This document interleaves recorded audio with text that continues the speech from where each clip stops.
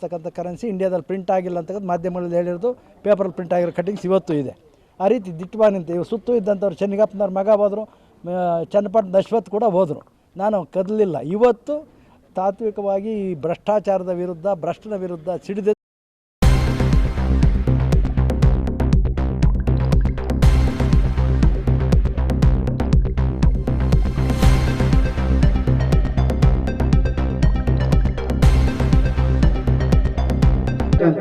ಮುನೇಗೌಡರು, ಬಚ್ಚೇಗೌಡರು ಮತ್ತು ಬಾಲಣ್ಣ ಇಷ್ಟೇ ಜನ ಅಂತ ಹೇಳಿದ್ರು. ಇವ್ಯಾರು ಮುಖಂಡ್ರೆ ಅಲ್ಲ.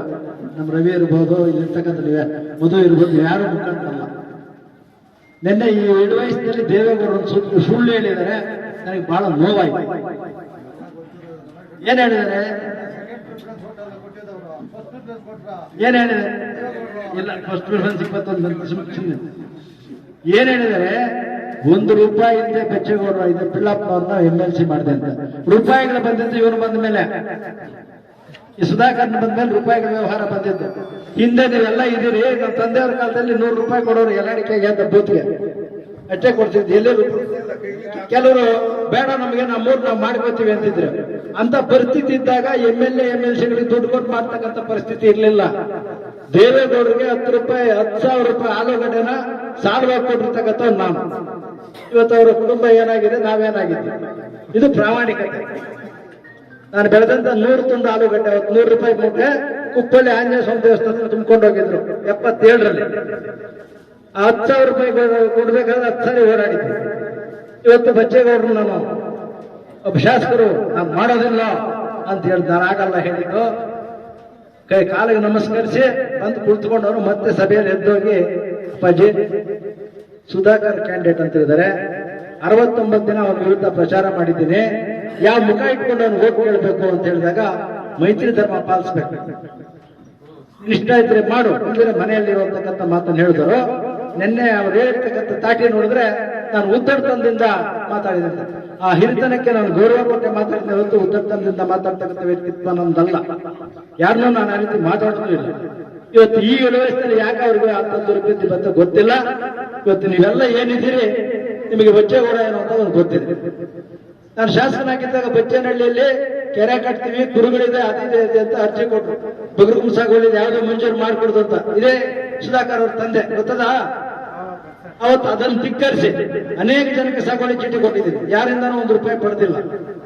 ಅದೇ ರೀತಿ ಶೆಟ್ಟಿಗೆರೆ ಅಶ್ವತ್ಥಪ್ಪ, ಕಾಣಿಗೆ ಸಮಾಜದವನು, ಅವನು ಕಾಂಗ್ರೆಸ್ನವನು, ನಾರಾಯಣ ಸ್ವಾಮಿ ಮೇಲೆ PLD ಬ್ಯಾಂಕ್ ಹಾಕಿದ್ದ.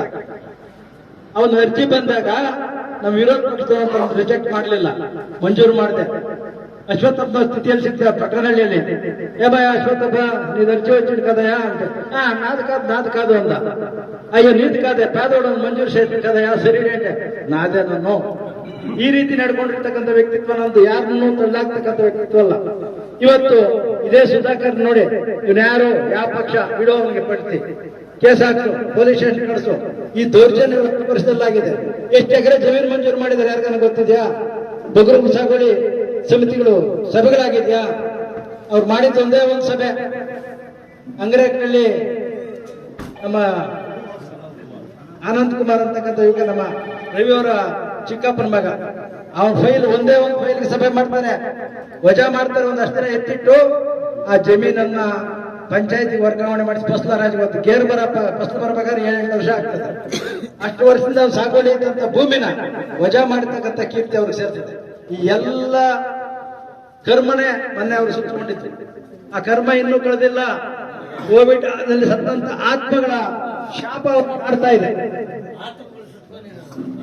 ಆ ಆತ್ಮಗಳ ಶಾಪ ಸತ್ಯಕ್ಕೆ ಪರಿಹಾರ.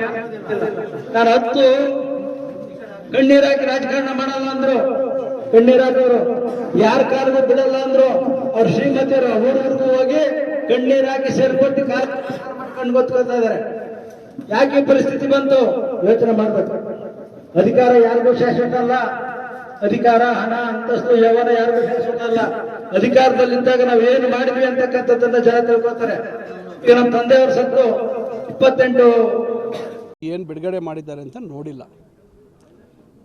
ಬಹುಶಃ ಅವರು 10 ವರ್ಷದಲ್ಲಿ ಚಿಕ್ಕಬಳ್ಳಾಪುರದಲ್ಲಿ ಶಾಸಕರಾಗಿದ್ದಂಥ ಸಂದರ್ಭದಲ್ಲಿ ಅವರು ಮಾಡಿರ್ತಕ್ಕಂಥ ಸಾಧನೆಗಳನ್ನು ಬಹುಶಃ ಅವರು ಮಂಜೂರು ಮಾಡಿಸಿರ್ತಕ್ಕಂಥ ಯೋಜನೆಗಳನ್ನು ಅದನ್ನೆಲ್ಲ ಪುಸ್ತಕದ ರೂಪದಲ್ಲಿ ತಂದು ಜೊತೆಯಲ್ಲಿ 2013 ಚುನಾವಣೆಯಲ್ಲಿ ಅವರು ಸಲ್ಲಿಸಿರ್ತಕ್ಕಂಥ ಆಸ್ತಿ ವಿವರ, ಈಗ 2024ರಲ್ಲಿ ಸಲ್ಲಿಸಿರ್ತಕ್ಕಂಥ ಆಸ್ತಿ ವಿವರ, ಬರೀ ಅವರದೇ ಅಲ್ಲ, ಅವರ ಕುಟುಂಬದ ಸದಸ್ಯರು, ಅವರ ಹೆಂಡತಿ ಕಡೆ ಇರ್ತಕ್ಕಂಥವರು, ಅವರ ಈ ಕಡೆ ಸಂಬಂಧಿಕರು ಮತ್ತು ಅವರ ತಂದೆ ಹೆಸರಲ್ಲಿರ್ತಕ್ಕಂಥ ಆಸ್ತಿಗಳು, ಇವೆಲ್ಲವನ್ನು 2013ರಿಂದ 24ರವರೆಗೆ ಏನಿದೆ ಇದ್ರ ಬಗ್ಗೆ ಸ್ವಲ್ಪ ಬೆಳಕು ಚೆಲ್ಲಿದ್ರೆ ಜನಕ್ಕೆ ಅವರು ಇವತ್ತು ಪ್ರಣಾಳಿಕೆ ಕೊಟ್ಟಿರ್ತಕ್ಕಂಥದ್ದು ಎಷ್ಟು ಪ್ರಸ್ತುತ ಅಂತಕ್ಕಂಥದ್ದನ್ನು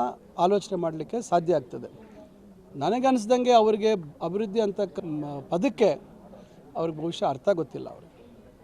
ಅದರಿಂದ ಹೆಚ್ಚಾಗಿ ಅವರ ಪ್ರಣಾಳಿಕೆ ಮತ್ತೊಂದು ಅದು ಹೇಗೆ ಮಾಡಲಿಕ್ಕೆ ಸಾಧ್ಯ ಇದೆ.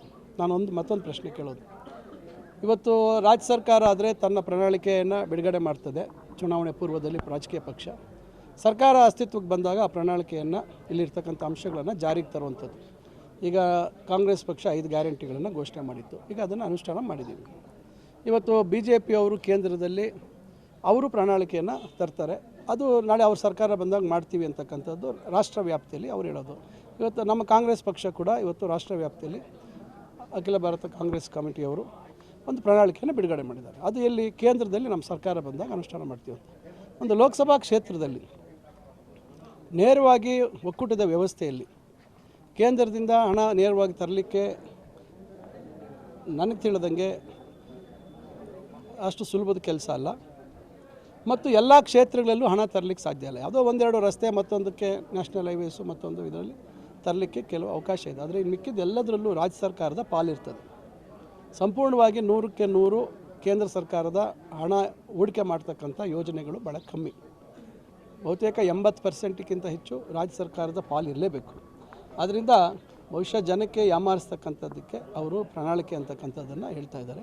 ನಾನಿಷ್ಟೇ ಅವರಲ್ಲಿ ಕೋರುವಂಥದ್ದು, ನೀವು 10 ವರ್ಷಗಳಲ್ಲಿ ಜನರಿಗೆ ಎಷ್ಟು ಸಮೀಪ ಇದ್ದಿರಿ, ಜನರಿಗೆ ತಾವು ಸಭೆ ಅಂತ ಕರೆದು ಸಮಯಕ್ಕೆ ಸರಿಯಾಗಿ ಅವರನ್ನು ಭೇಟಿ ಮಾಡಿದ್ರ, ಎಷ್ಟು ಸತಿ ಜನರನ್ನು ವಾಪಸ್ ಕಳಿಸ್ಕೊಟ್ಟಿದ್ರಿ, ನಿಮ್ಮನ್ನು ಭೇಟಿ ಮಾಡೋಕ್ಕೆ ಬಂದಂಥ ನೀವೇ ಸಮಯ ನಿಗದಿ ಮಾಡಿ ಭೇಟಿ ಮಾಡೋಕ್ಕೆ ಬಂದಂಥ ಅವ್ರಿಗೆ ಸಮಯಕ್ಕೆ ಸರಿಯಾಗಿ ಒಂದು ಅರ್ಧ ಗಂಟೆ ಹೆಚ್ಚು ಕಮ್ಮಿ ಭೇಟಿ ಮಾಡಿದ್ರ, ನೀವೇ ಮಂತ್ರಿಗಳಾಗಿದ್ದಂಥ ಸಂದರ್ಭದಲ್ಲಿ ಹಲವಾರು ಸಭೆಗಳನ್ನು ನಿಗದಿ ಮಾಡಿದ್ರಿ, ಅಂಥ ಸಭೆಗಳನ್ನು ಸಮಯಕ್ಕೆ ಸರಿಯಾಗಿ ನಿರ್ವಹಿಸಿದ್ದೀರಾ, ಎಷ್ಟು ಸಭೆಗಳು ದೊಡ್ಡ ದೊಡ್ಡ ಅಧಿಕಾರಿಗಳು ದೊಡ್ಡ ದೊಡ್ಡ ವೈದ್ಯರು ಇವರೆಲ್ಲ ಬಂದಂಥ ಸಭೆಗಳನ್ನು ತಮ್ಮ ವೈಯಕ್ತಿಕ ಕಾರಣಗಳಿಗೆ ಮುಂದೂಡಿರ್ತಕ್ಕಂಥ ಉದಾಹರಣೆಗಳು ಭಾಳಷ್ಟಿದ್ದಾವೆ. ಅದರಿಂದ ಮೊದಲು ಆ ನಡವಳಿಕೆ ಏನಿತ್ತು ಅದು ಏನಾದರೂ ಬದಲಾವಣೆ ಆಗಿದೆಯಾ ಅಂತಕ್ಕಂಥದ್ದನ್ನು ಯೋಚನೆ ಮಾಡಬೇಕಾದಂಥ ವಿಚಾರ. ಅದ್ರ ಬಗ್ಗೆ ಜನರಿಗೆ ಹೇಳುವಂಥದ್ದು ಸೂಕ್ತ. ಶುರು ಮಾಡಿದ್ದು ಕಾಂಗ್ರೆಸ್ ಪಕ್ಷ. ಏನು ಇವತ್ತು 2014ರಲ್ಲಿ ಸ್ವಿಸ್ ಬ್ಯಾಂಕಲ್ಲಿ ಲಕ್ಷಾಂತರ ಕೋಟಿ ಹಣ, ಕಪ್ಪು ಹಣ ಎಲ್ಲ ಪಕ್ಷಗಳು BJP ಹೊರತುಪಡಿಸಿ ಎಲ್ಲ ಪಕ್ಷಗಳವರು ಮುಖಂಡರು ಅಲ್ಲಿಟ್ಟಿದ್ದಾರೆ.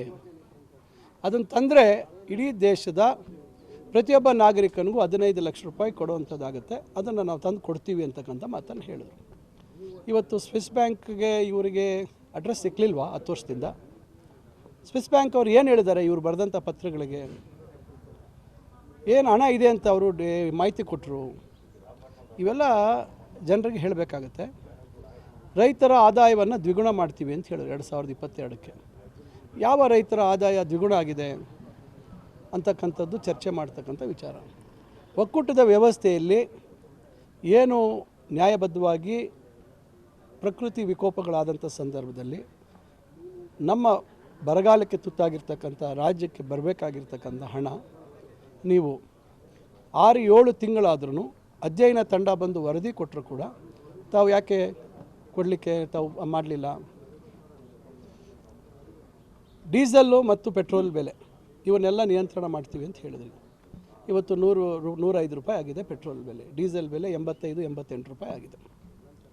ಅದೇ ರೀತಿ ನದಿಗಳ ಜೋಡಣೆ ಮಾಡ್ತೀವಿ ಅಂತ ಹೇಳಿದ್ರಿ. ಯಾವುದೇ ಬರಗಾಲಕ್ಕೆ ಸಂದರ್ಭ ಬಂದರೆ ಸಮುದ್ರಕ್ಕೆ ಹರಿದು ಹೋಗ್ತಕ್ಕಂಥ ನೀರನ್ನು ಒಂದು ನದಿಯಿಂದ ಮತ್ತೊಂದು ನದಿಗೆ ಸಂಪರ್ಕವನ್ನು ಮಾಡಿ ಇರ್ತಕ್ಕಂಥ ನದಿಗಳನ್ನು ತುಂಬಿಸುವಂಥ ಕೆಲಸ ಮಾಡ್ತೀವಿ, ನದಿಗಳಲ್ಲಿ ಹರಿಸುವಂಥದ್ದು. ತನ್ಮೂಲಕ ನೀರು ಶೇಖರಣೆ ಆಗ್ತಕ್ಕಂಥ ಕೆಲಸ ಆಗುತ್ತೆ, ಅಣೆಕಟ್ಟೆಗಳ ಮುಖಾಂತರ ಅಂತಕ್ಕಂಥದ್ದು ಇತ್ತು. ಆದರೆ 10 ವರ್ಷದಲ್ಲಿ ಮಾಡಿದ್ರೆ ಅದು ಕಾಂಗ್ರೆಸ್ ಪಕ್ಷ 60 ವರ್ಷದಿಂದ ಮಾಡಲಿಲ್ಲ ಅಂತ ಹೇಳಿದ್ರಿ. ಇವತ್ತು ಚಿನ್ನದ ಬೆಲೆ 2800 ರೂಪಾಯಿ ಇತ್ತು 2014ರಲ್ಲಿ. ಇವತ್ತು ಎಷ್ಟಿದೆ? 7200 ರೂಪಾಯಿ ಇದೆ. ಈ ರೀತಿ ಜನಕ್ಕೆ ಅವರು ಕೊಟ್ಟಿರ್ತಕ್ಕಂಥ ಭರವಸೆ ಖಾಲಿ ಚಂಬು ಅಂತಕ್ಕಂಥದ್ದನ್ನು ಹೇಳಿದ್ದೀವಿ. ರೈತರಿಗೆ ಕನಿಷ್ಠ ಬೆಂಬಲ ಬೆಲೆ ಕೊಡಬೇಕಾಗಿತ್ತು. ರೈತರ ಬೆಳೆದಂಥ ಸಾಲ ಏನಾದರೂ ಮನ್ನಾ ಮಾಡಿದ್ರ? 16 ಲಕ್ಷ ಕೋಟಿ ನೀವು ಇವತ್ತು ಉದ್ದಿಮೆದಾರರಿಗೆ ಮನ್ನಾ ಮಾಡಿದ್ದೀರಾ. ರೈತರ ಕಣ್ಣು ಕಾಣಲಿಲ್ವ ನಿಮಗೆ? ಗೊಬ್ಬರದ ಮೇಲೆ ಇದ್ದಂಥ ಸಬ್ಸಿಡಿಯನ್ನು ಹಿಂಪಡೆದ್ರಿ. ದೊಡ್ಡ ಮಟ್ಟದಲ್ಲಿ ಇವತ್ತು ರೈತರು ಗೊಬ್ಬರವನ್ನು ಬಳಸದೇ ಇದ್ದರೆ ಇವತ್ತು ಭೂಮಿಯ ಫಲವತ್ತತೆ ಇವತ್ತು ಏನು ಇಳುವರಿ ಬರಲಿಕ್ಕೆ ಸಾಧ್ಯ ಇಲ್ಲ. ಆದ್ದರಿಂದ ನೀವು 6000 ರೂಪಾಯಿ ಕೊಟ್ಟು ನೀವು ಹಿಂದೆ ಪಡೆದಿರ್ತಕ್ಕಂಥ ಮೊತ್ತ ಎಷ್ಟಿದೆ ಇವತ್ತು ಗೊಬ್ಬರದ ಮೇಲೆ ಇರ್ತಕ್ಕಂಥ ಸಬ್ಸಿಡಿ? ಬಹುಶಃ ಒಬ್ಬ ರೈತ ಒಂದು ಎಕರೆ ಭೂಮಿಗೆ ಒಂದು ವರ್ಷಕ್ಕೆ 40ರಿಂದ 50 ಸಾವಿರ ರೂಪಾಯಿ ನಷ್ಟ ಆಗಿದೆ ಅಂತಕ್ಕಂಥದ್ದು ನನ್ನ ಒಂದು ಅಂದಾಜು. ಯಾವುದು ಟೊಮೊಟೊ ಬೆಳೆ ಇಡಲಿ, ಅವನು ಬಳಸ್ತಕ್ಕಂಥ ಗೊಬ್ಬರ ಮತ್ತು ಈ ಥರ ಎಲ್ಲ ನಿಮ್ಮ ಸಬ್ಸಿಡಿ ಹಿಂಪಡೆದಿದ್ದರಿಂದ ನೀವು ಕೊಡೋವಂಥ 6000 ರೂಪಾಯಿ ಏನಕ್ಕೆ ಸಾಕಾಗುತ್ತೆ? ಇದೆಲ್ಲ ಈ ದೇಶದ ರೈತರಿಗೆ ಮಾಡಿರ್ತಕ್ಕಂಥ ಮೋಸ ಅಲ್ವಾ? ಇವತ್ತು ಪ್ರಜಾಪ್ರಭುತ್ವದ ವ್ಯವಸ್ಥೆಯಲ್ಲಿ ಪ್ರತಿಯೊಬ್ಬರಿಗೂ ಹೋರಾಟ ಮಾಡಲಿಕ್ಕೆ, ಪ್ರತಿಭಟನೆ ಮಾಡಲಿಕ್ಕೆ, ತಮ್ಮ ಹಕ್ಕನ್ನು ಪ್ರತಿಪಾದನೆ ಮಾಡಲಿಕ್ಕೆ ಅವರಿಗೆ ಅವಕಾಶ ಇದೆ. ಇದು ಹೊರಗೆ ಬಂದೇನು ಹೊರತು ಬೇರೆ ಇಲ್ಲ. ಅಧಿಕಾರಕ್ಕಾಗಿ ಆಗಲಿ ಬೇರೆ ಹಣದಾಸೆಗಾಗಲಿ ನಾನು ಬಂದಿಲ್ಲ. ಈ ಬಾರಿ ರಕ್ಷಾ ಅವ್ರನ್ನ ಗೆಲ್ಲಿಸ್ತಕ್ಕಂಥದ್ದು ನಮ್ಮ ಗುರಿ. ಕಾಂಗ್ರೆಸ್ ಬಗ್ಗೆ ಬಂದಿರೋದು ಅವರಿಗೆ ಒಂದು ಬಲ ಬಂದಂತಾಗಿದೆ ಸರ್. ಇದರಿಂದ ಯಾವ ಥರ ಒಂದು ಲೀಡಿಂಗ್ ಅನ್ನು ಕೊಡ್ತೀರಾ ಸರ್ ಅವರಿಗೆ ರಕ್ಷಾ? ಈಗ ಕಾಂಗ್ರೆಸ್ ಪಕ್ಷ ಮೊದಲೇ ಬಲಿಷ್ಠವಾಗಿತ್ತು. ಈ ಹಿಂದಿನ ಚುನಾವಣೆಗಳು ನೋಡಿದಾಗ ಹೆಚ್ಚು ಬಾರಿ ಈ ಕ್ಷೇತ್ರದಲ್ಲಿ ಗೆದ್ದಿರ್ತಕ್ಕಂಥ ಕಾಂಗ್ರೆಸ್ಸು. ಅದ್ರ ಜೊತೆಗೆ ಈಗ JDS ಪಕ್ಷದಿಂದ ಬಂದಿರತಕ್ಕಂಥ ನಾವು, ಜೊತೆಗೆ ಅನೇಕರು BJP ಅಂತವ್ರದ್ದು ಕೂಡ ನಮ್ಮ ಜೊತೆಗೆ ಬರ್ತಾ ಇದ್ದಾರೆ. ಇವತ್ತು ದೊಡ್ಡಪೇಲುಕುರ್ಕಿ ಗ್ರಾಮ ಪಂಚಾಯತಿಯಲ್ಲಿರ್ತಕ್ಕಂಥ ನಮ್ಮ JDSನ ಈ PLD ಬ್ಯಾಂಕ್ನ ಉಪಾಧ್ಯಕ್ಷರು ಕೂಡ ಬಂದಿದ್ದಾರೆ. ಅನೇಕ ಜನ ಬರ್ತಾ ಇದ್ದಾರೆ. ರಕ್ಷಾರಾಮಯ್ಯನವರು ಒಂದು ಸಜ್ಜನ ಕುಟುಂಬದಿಂದ ಬಂದಿರತಕ್ಕಂಥವ್ರು, ಸರಳ ವ್ಯಕ್ತಿತ್ವ ಉಳ್ಳಂಥವ್ರು, ಜನಸಾಮಾನ್ಯರು ಬರೀತಕ್ಕಂಥವ್ರು. ಅವ್ರಿಗೆ ಖಂಡಿತ ಜನ ಮತ ಕೊಡ್ತಾರೆ. ಜೊತೆಗೆ ಈಗ 5 ಗ್ಯಾರಂಟಿಗಳೇನು ಅನುಷ್ಠಾನ ಆಗಿದೆ, ಅದರಿಂದ ಇವತ್ತು ಜನ ನೆಮ್ಮದಿಯಾಗಿದ್ದಾರೆ. ಮಹಿಳೆಯರು ಕೂಡ ಹೆಚ್ಚಿನ ಸಂಖ್ಯೆಯಲ್ಲಿ ಮತ ಕೊಡ್ತಾರೆ. ವ್ಯಕ್ತಿತ್ವ ಎಂಥದ್ದು ಅನ್ನೋದು ದೇವೇಗೌಡರು ಒಪ್ಕೊಂಡಿದ್ದಾರೆ. ₹1 ತಗೊಳ್ಳದೆ ಅವ್ರನ್ನ MLC ಮಾಡಿದೆ ಅಂದರೆ ಉಳಿದವ್ರನ್ನೆಲ್ಲ ರೂಪಾಯಿ ತಗೊಂಡು ಮಾಡಿದಾರಾ ಅಂತಕ್ಕಂಥ ಪ್ರಶ್ನೆ ಉದ್ಭವ ಆಗ್ತದೆ.